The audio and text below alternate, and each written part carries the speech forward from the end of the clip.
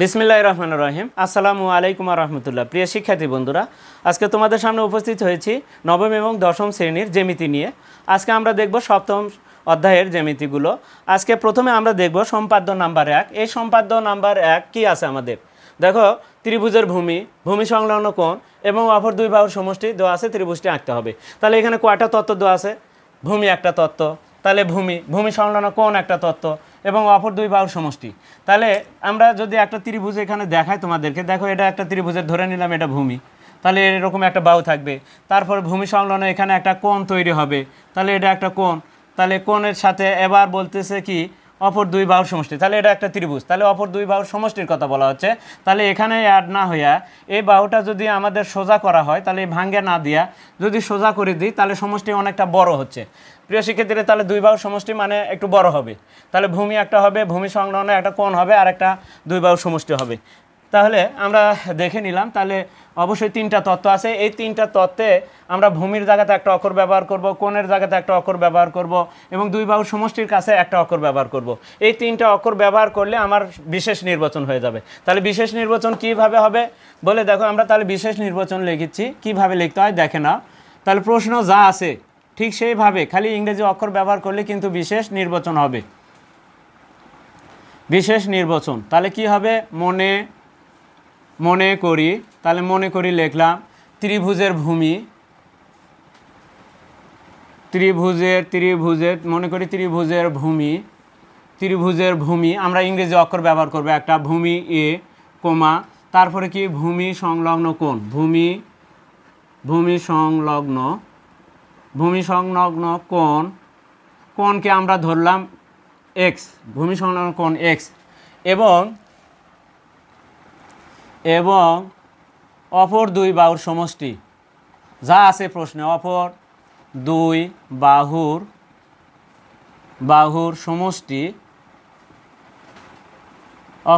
বাহুর সমষ্টি এস দেওয়া আছে। তাহলে তিনটা তত্ত্ব আছে, তিনটা অক্ষর দিয়ে লিখতে হবে। দেওয়া আছে ত্রিভুজটি আঁকতে হবে, ত্রিভুজটি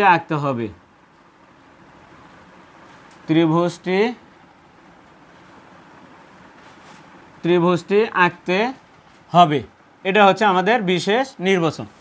এবার আসি, এই তিনটা আমার তত্ত্ব কিন্তু এখন আমার দাগাতে হবে। তাহলে সর্বপ্রথমে যে কাজটা করতে হবে সম্পাদ্যর ক্ষেত্রে, তোমাকে আগে বিশেষ নির্বাচন লিখতে হবে, তারপরে কি করতে হবে? চিত্র অঙ্কন করতে হবে, তারপরে অঙ্কনের বিবরণটা দিতে হবে। তাহলে আমরা এখন দেখো, ত্রিভুজের একটা ভূমি আমরা একটা ভূমি দাগায় নিই। তাহলে ভূমিটা বেশি কিন্তু বড় হবে না, তাহলে আমরা কিন্তু একটু চিত্রতে দেখেছিলাম। তাহলে আমি একটা ত্রিভুজের ভূমি দাগায় নিলাম, তারপরে ভূমি সংলগ্ন একটা কোণ, ইচ্ছা মতো আমরা এখানে একটা কোণ দাগাবো কোনো মাপ ছাড়া। তাহলে এখানে একটা আমরা কোণ দাগায় নিলাম, ভূমি সংলগ্ন একটা কোণ দাগায় নিলাম, নাম দিলাম এটা হচ্ছে এ, এটা হচ্ছে কোণ এক্স, এবং দুই বাহুর সমষ্টি মানে একটু বড় হবে। দুই বাহুর সমষ্টি অবশ্যই একটু কি হবে? বড় হবে। তাহলে দুই বাহুর সমষ্টি আমি অনেক বড় করে একটা দাগালাম। এখন তাহলে ভূমি দাগালাম, ভূমি সংলগ্ন একটা কোণ দাগালাম, একটা আমরা সমষ্টি দাগালাম। এখন এই অনুযায়ী আমরা এখানে একটা চিত্র অঙ্কন করব। তাহলে চিত্র অঙ্কন করার আগে অবশ্যই আমরা যখন বিবরণটা লিখব, তখন কিন্তু বিবরণ করার সময় তখন আমাদের একটা জিনিস আমাদেরকে জানা প্রয়োজন। আগে আমরা একটু দেখে নিই, দেখো তো আমাদের তাতে কিন্তু বর্ণনাতে আমাদের সুবিধা হবে। আমরা একটু এগুলো চিনি কি না, এটাকে আমরা কি বলি? উভয় দিকে অ্যারো চিহ্ন থাকলে আমরা এটাকে বলবো সরল রেখা। এটাকে বলবো সরল রেখা, আবার রেখাও বলা যাবে, সরল রেখা বা রেখা বলা যাবে। তাহলে এর কোনো নির্দিষ্ট দৈর্ঘ্য নেই, উভয় দিকে বৃদ্ধি পেতেই থাকবে। এরপরে কি এটাকে সরল রেখা, প্রান্তবিন্দু নেই, নির্দিষ্ট দৈর্ঘ্যও নেই। এবার আসি, এই সরল রেখা থেকে বা রেখা থেকে যদি কিছু অংশ আমরা কেটে নিই, ধরো এইরকমভাবে আমরা এই পর্যন্ত একটা অংশ কেটে নিলাম, এটাকে আমরা তাহলে কি বলবো? বলে রেখার একটা অংশ। তাহলে সেই ক্ষেত্রে এটাকে বলবো আমরা রেখাংশ। তাহলে এটা রেখা, এটার অংশ, তাহলে রেখাংশ। আরেকটা থাকে এরকম অ্যারো চিহ্ন দিয়ে থাকে, এটাকে আমরা তাহলে কি বলবো? একদিকে এটার একটা প্রান্তবিন্দু আছে, এটার কিন্তু রেখাংশ দুইটা প্রান্তবিন্দু, নির্দিষ্ট দৈর্ঘ্য আছে। তাহলে এর নির্দিষ্ট দৈর্ঘ্য নেই, প্রান্তবিন্দু নেই। এর দুটা প্রান্তবিন্দু আছে, আর কি নির্দিষ্ট দৈর্ঘ্য আছে, দুটা প্রান্তবিন্দু আছে। এর একটা প্রান্তবিন্দু আছে, নির্দিষ্ট দৈর্ঘ্য নেই, কারণ এদিকে আরও আছে, এদিকে বৃদ্ধি পেতেই থাকবে। তাহলে এটাকে আমরা কি বলবো? রশ্মি। তাহলে আমরা তিনটা রশ্মির রেখাংশ রেখা এগুলো একটু আমরা দেখে নিলাম, এতে আমাদের বর্ণনাতে সুবিধা হবে। অনেক সময় আমরা রেখাংশর জায়গাতে আমরা হয়তো রশ্মি বলি, কিন্তু তা বলা যাবে না। দেখো আমরা একটু দেখে নিলাম, এখন আমাদের বর্ণনা করতে সুবিধা হবে। এখন আসি, আমি এখানে একটা যে কোনো রশ্মি বিজেড দাগায় নিব, যে কোনো রশ্মি বিজেড। আমি এখানে একটা যে কোনো রশ্মি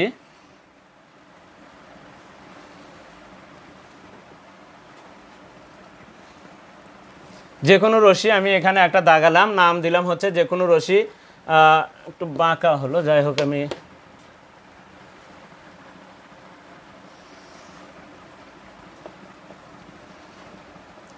নাম দিলাম হচ্ছে যে কোনো রশ্মি, এখান থেকে নাম দিলাম হচ্ছে যে কোনো রশ্মি। এই যে রশ্মি একদিকে আরও চিহ্ন দেওয়া আছে, তাহলে এটাকে আমরা রশ্মি বলবো। যে কোনো রশ্মি বীজের থেকে, কোন রশ্মি থেকে? যে কোনো রশ্মি বীজের থেকে ভূমি এ এর সমান করে বিসি অংশ কেটে নিই। কার মাপ দেয়া? বিসি অংশ কাটবো। দেখো আমাদের ভূমি এ এর সমান করে আমরা বিসি অংশ কেটে নিব। দেখো এ এর মাপ দিয়ে আমরা বিসি অংশ কেটে নিলাম, নাম দিলাম এখানে কি? বিসি। এখানে নাম দিলাম হচ্ছে বিসি অংশ কেটে নিই। তাহলে যে কোনো রশ্মি বীজের থেকে কি বলবো? যে কোনো রশ্মি বীজের থেকে ভূমি এ এর সমান করে বিসি অংশ কেটে নিই। এবার বি বিন্দুকে কেন্দ্র করে, কাকে কেন্দ্র করে? বি বিন্দুকে কেন্দ্র করে বা বিকে কেন্দ্র করে, আমরা বিকে কেন্দ্র করে। তাহলে এবার কি করব? বিকে কেন্দ্র করে বা বি বিন্দুকে কেন্দ্র করে, আমি বি বিন্দুকে বললাম, তাহলে বি বিন্দুকে কেন্দ্র করে এই যে কোণ এক্স এর সমান করে, তাহলে এই কোণের মাপ দেয়া দেখো আমরা এখানে একটা কোণ দাগাবো, বি বিন্দুতে একটা কোণ দাগাবো, বৃত্তচাপ দিলাম। এবার মুখের মাপ নিতে হবে। কার মাপ? এই মুখটা কত বড়, দেখো মুখের মাপ নিয়ে আমার কাজ করতে হবে এবার। তাহলে মুখের মাপ আমার হলো, তাহলে এই মুখের মাপ দেয় এখান থেকে এবার বৃত্তচাপটা দাগাতে হবে, তাহলে আমাদের কোণ তৈরি হলো। সেই কোণের নামটা কি হবে? যদি অ্যাড করে দিই, যোগ করে দিই, তাহলে সেই ক্ষেত্রে কোণের নামটা কি হয় একটু দেখে নিই আমরা।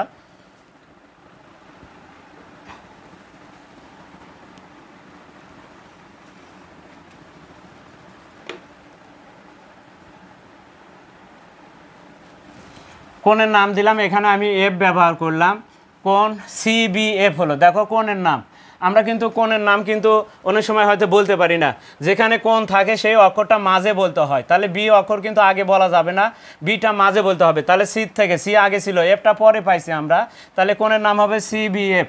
অর্থাৎ কোনো একটা ত্রিভুজের যদি তিনটা কোণের নাম তোমাকে বলতে বলে, তাহলে দেখো তোমাকে যদি সি কোণের নাম বলতে বলে, তাহলে সিকে কিন্তু আগে বলা যাবে না, তাহলে এর থেকে সিতে যেতে হবে, সির থেকে বিতে আসতে হবে। তাহলে সি কোণের নাম যদি বলতে চাও, তাহলে কোণ এ সি বি বলতে হবে সি কোণের নাম, অথবা বি সি এ বলতে হবে, এবং এটাও বলা যাবে বি কোণ বি সি এ বলা যাবে। তাহলে বি কোণের নাম এ বি সি বলতে হবে বা সি বি এ বলতে হবে। প্রিয় শিক্ষার্থীরা, যেখানে কোণ থাকে সেখানে কিন্তু ওই অক্ষরটা মাঝে বলতে হয়, মাঝে। তাহলে এটা আমরা একটু দেখে নিলাম। এখন দেখো আমাদের যে কাজটুকু করতে হবে, তাহলে বিএফ রশ্মি থেকে আমরা এখন আমাদের এই যে এস আছে, এখানে কিন্তু আমরা এস লিখছি, এখানে অক্ষরটা দিই নাই। এই এসের মাপ দিয়ে আমরা বিডি অংশ কেটে নিব আমরা বিএফ রশ্মি থেকে। কোন রশ্মি থেকে? বিএফ রশ্মি থেকে আমরা, তাহলে দেখো আমরা দুই বাহুর সমষ্টি এস এর সমান করে আমরা বিডি অংশ কেটে নিব এখান থেকে। বিডি অংশ বিএফ রশ্মি থেকে, কোন রশ্মি থেকে? দেখো আমরা এই যে বিডিটা অংশটা যে কাটলাম, এটা কোন রশ্মি থেকে কাটলাম? বিএফ রশ্মি থেকে। কার মাপ দিয়ে কাটলাম? এস এর সমান করে। তাহলে বিএফ রশ্মি থেকে এস এর সমান করে বিডি অংশ কেটে নিই, বিডি অংশ কেটে নিই। এবার আমরা ডি কমা সি যোগ করি, ডি থেকে সি আমরা যোগ করে দিব। দেখো আমরা ডি থেকে সি এবার আমরা যোগ করে দিব, ডি থেকে সি আমরা কি করে দিব? যোগ করে দিলাম। এবার তাহলে ডি থেকে ডি কমা সি, যোগের ক্ষেত্রে কমা ব্যবহার করতে হয়, ডি কমা সি যোগ করি। এবার সি বিন্দুকে কেন্দ্র করি, তাহলে সি বিন্দুকে কেন্দ্র করি কোণ, এবার এই কোণের মাপ দিয়ে, তাহলে এই কোণের নাম কি যদি বলি? তিনটা অক্ষর দিয়ে দেখো, এই প্রান্ত কোথায় আছে? বিতে, এই প্রান্ত কোথায় গেছে? সি, তাহলে বিডিসি। এই কোণের নাম কি হবে? কোণ বিডিসি হবে, কোণ বিডিসি হবে। এই কোণের মাপ দিয়ে, যাই হোক আমি এমনি হাত দিয়ে দাগাছি, এখন আমরা কাঁটা কম্পাস দিয়ে দাগাবো। এই কোণের মাপ দিয়ে এখানে একটা আমরা কোণ দাগাবো সি বিন্দুতে, যার কারণে সি বিন্দুকে কেন্দ্র করে কোণ বিডিসি এর সমান করে আমরা এখন বলবো। তাহলে কিভাবে কাজটা হবে? তাহলে দেখো ডি বিন্দুকে কেন্দ্র, ডি কোণের মাপ নিতে হবে। তাহলে এখান থেকে একটা বৃত্তচাপ নিলাম, সিতে নিয়ে যায় আমরা ওই একই মাপে আমরা একটা বৃত্তচাপ দাগাবো, বৃত্তচাপ দিলাম। বৃত্তচাপ দেওয়ার পর এবার আমাদের মুখের মাপটা নিতে হবে। মুখটা কত বড়, এই কোণের মুখের যে মাপটা সেই মাপটা কিন্তু আমাদের নিতে হবে। দেখো আমরা মুখের মাপ কিন্তু আমরা নিচ্ছি, তাহলে মুখের মাপটা নিলাম। এবার এখান থেকে আমাদের মুখটা কত বড় সেই অনুযায়ী কিন্তু আমাদের বৃত্তচাপটা আঁকাতে হবে। তাহলে মুখের মাপ দিয়ে আমরা কোনটা দাগে নিলাম। এখন এখানে আমরা যদি যোগ করে দিই তাহলে আমাদের কোণ যেটা তৈরি হবে, দেখো ডি থেকে সি, সি থেকে এদিকে যাচ্ছে, তাহলে ডিসি, ডিসি এখানে তারপরে যে অক্ষরটা আমরা লিখবো সেটাই আমরা বলে দিব।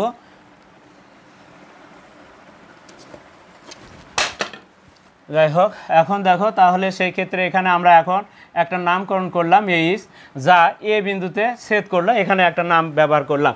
তাহলে কি বললাম, সি বিন্দুকে কেন্দ্র করে কোণ বিডিসি এর সমান করে কোণ ডিসিএইচ আঁকি, যা বিডি রেখাংশকে বলতে পারবা, না হলে বিডিকে বলবা। যদি রেখাংশের কথা যদি মনে না থাকে তাহলে বলবা বিডিকে এ বিন্দুতে ছেদ করে, আর যদি পারো তাহলে যদি অ্যাকুরেট বলতে চাও তাহলে বিডি রেখাংশকে এ বিন্দুতে ছেদ করে, এটা বলতে হবে। তাহলে এবিসি হবে উদ্দিষ্ট ত্রিভুজ। প্রিয় শিক্ষার্থীরা, তাহলে আমরা কিন্তু দেখে নিলাম। এখন আমরা তাহলে বর্ণনাটা লিখব, এখন অঙ্কন লিখব আমরা। অঙ্কন, যে কোনো রশ্মি বীজের থেকে, যে কোনো রশ্মি বীজের থেকে যে কোনো রশ্মি বীজের থেকে ভূমি এর সমান করে, তাহলে যা বলছি আমরা ভূমি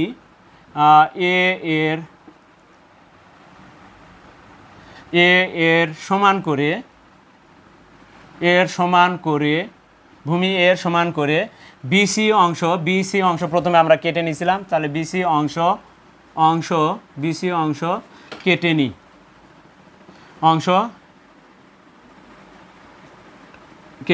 বিসি অংশ কেটে নিই। 1 নাম্বার স্টেপ গেল। 2 নাম্বার, বি বিন্দুকে কেন্দ্র করে আমরা কোণ দাগাবো। তাহলে বলতেছি বি বিন্দুকে কেন্দ্র করে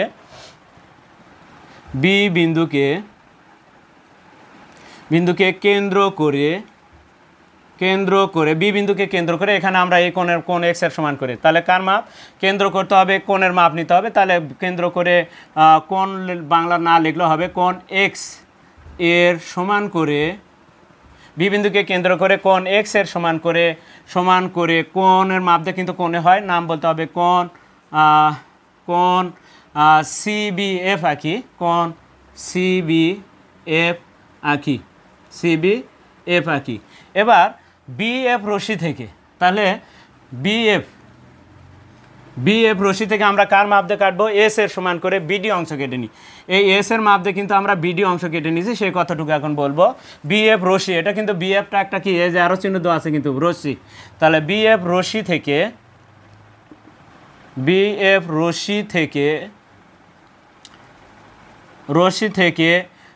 এস এর সমান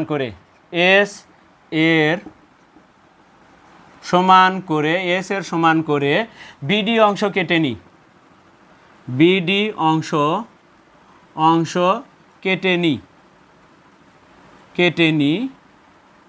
অংশ কেটে নিই। এবার ডি কমা সি যোগ করি। এবার ডি কমা সি যোগের ক্ষেত্রে কমা ব্যবহার করতে হয়। ডি কমা সি যোগ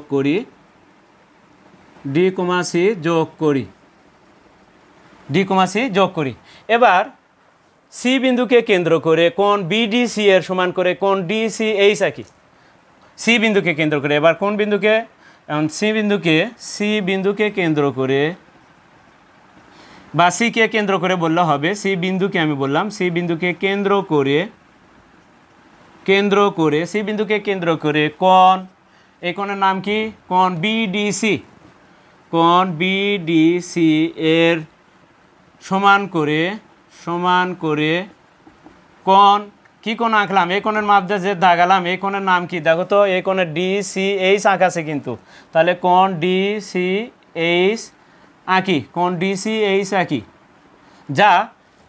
যা বিডিকে, যদি বলতে পারি বিডি রেখাংশকে বলতে হবে, না হলে বিডিকে বলবো, যে কোনো কিছুকে আমরা বলতে পারি। তাহলে বিডি রেখাংশকে যা আঁকি, যা বিডি রেখাংশকে না হলে বিডিকে বলবো, যদি মনে না থাকে রেখাংশ তাহলে সেই ক্ষেত্রে বিডিকে বলবো, সরাসরি বিডি রেখাংশ, তোমরা বিডিকেও বলতে পারো।